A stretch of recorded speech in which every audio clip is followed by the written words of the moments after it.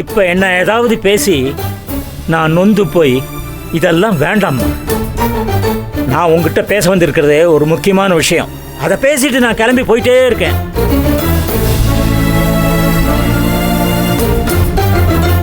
மாப்பிள்ளைக்கு மணி விழா வருது. அதுக்கு உன்னால எந்த தடங்களும் வரக்கூடாது.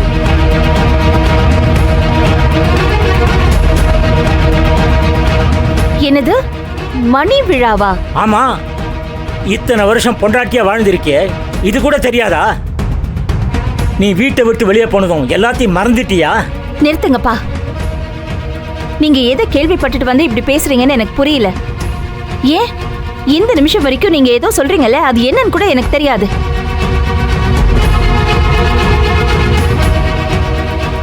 அவருக்கு ஏதோ யாகம் செய்யணும்னு சொன்னாங்க. அதுக்கு ஒத்துக்கிட்டு தான் நான் போனேன். அது தானா நின்னு போயிடுச்சு. தானா நின்னுச்சுன்னு யாருக்கு தெரியும்? ஓஹோ, இப்போ புரியுதுப்பா. யாரோ உங்ககிட்ட தெளிவா பேசி அமைச்சிருக்காங்கன்னு தெரியுது. யாருன்னு தெரிஞ்சுக்கலாமா? இந்த பாருமா, நான் யார் பேச்சும் கேட்க வேண்டிய அவசியம் இல்லை.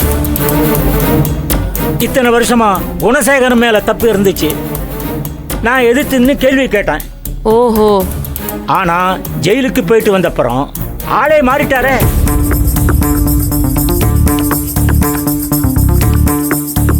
தன் தப்ப உணர்ந்து ஒரு மனுஷன் திருந்தி வரான்னா அதை ஏத்துக்கிட்டு அவனோட ஒத்து போறது அழகா, இல்ல நீ என்னமோ பண்ணிக்க, நான் ஊரை சுத்தி ஊழ இட்டுட்டு வரேன்னு ஓடுறது அழகா?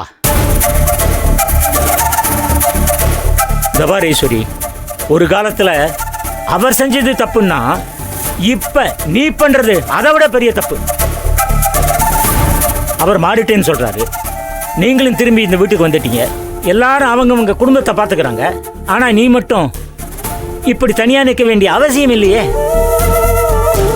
என்ன அவரு இப்படி பேசுறாரு? உங்களை சேர்த்து வைக்கிறதுக்கு தான் இந்த மணி விழா ஒரு சந்தர்ப்பமா அமைஞ்சிருக்குன்னு நான் நினைக்கிறேன். அப்பா, இதுக்கு மறுத்து நீ ஒரு வார்த்தை பேசினா கூட இனி என் ஜென்மத்துக்கு நான் பார்க்க மாட்டேன் ஈஸ்வரி.